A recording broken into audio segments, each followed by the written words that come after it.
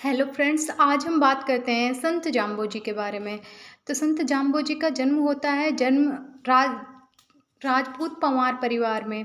इनके पिता का नाम होता है लोहड़जी पंवार, माता का नाम होता है हंसा देवी। जन्म होता है इनका 1451 ईस्वी में जन्माष्टमी के दिन।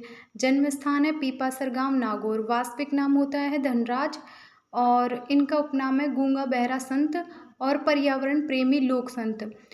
इसके बाद में हम इनके गुरु का नाम देखेंगे तो इनके गुरु का नाम हो जाएगा गोरखनाथ। इन्हें गूंगा बहरा संत कहने के पीछे वजह क्या है? तो इन्हें गूंगा बहरा संत कहने के पीछे वजह है कि होता क्या है कि ये 7 वर्ष की आयु तक कुछ भी नहीं बोलते हैं, एक शब्द भी नहीं बोलते हैं। और जब 7 वर्ष की आयु के हो जाते हैं तब ये पहला शब्द बोलते हैं गुरु। जो भी शब्द इनके द्वारा बोला जाता है उसका अर्थ होता है गुरु।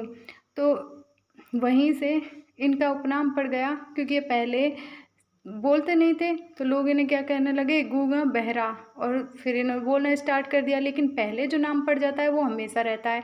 इसी के कारण से इनको गूंगा बहरा संत कहते हैं। 27 वर्षों तक इन्होंने गाय चराई और 1485 ईस्वी में समरातल बीकानेर में इन्होंने विश्नोई संप्रदाय उसकी स्थापना की। तब इनकी आयु थी 34 वर्ष। 29 नियम इनके द्वारा दिए गए।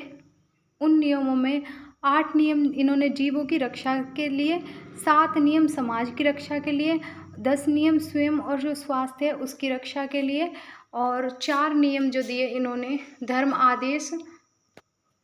है उसके उपदेश दिए 4 नियमों में। फिर इनके जो प्रमुख उपदेश हैं वो क्या हैं? तो इनके प्रमुख उपदेश हैं 1/10 हिस्सा दान में देना, भेड़ों को पालन नहीं करना, क्योंकि इनका विश्वास था कि भेड़ पालने से क्या होता है कि वनस्पति है उसको बहुत ज़्यादा नुकसान पहुंचेगा, क्योंकि भेड़ होती है ना जो वनस्पति को जड़ समेत उखाड़ लेती है, इस प्रकार से।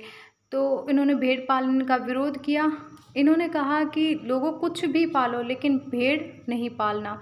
पेड़ों की कटाई प्लस जीव हत्या दोनों चीज़ों पर इन्होंने रोक लगाई, और नीले कपड़े पहनने पर इन्होंने प्रतिबंध लगाया। इनका ऐसा मानना था कि जो नीले कपड़े हैं वो नेगेटिव एनर्जी है उसको अपने अंदर अट्रैक्ट करते हैं, और इसी के कारण से इन्होंने नीले कपड़ों का विरोध किया। और इन्होंने कहा कि मृतक है उसको दफनाया जाए, ना कि जलाया।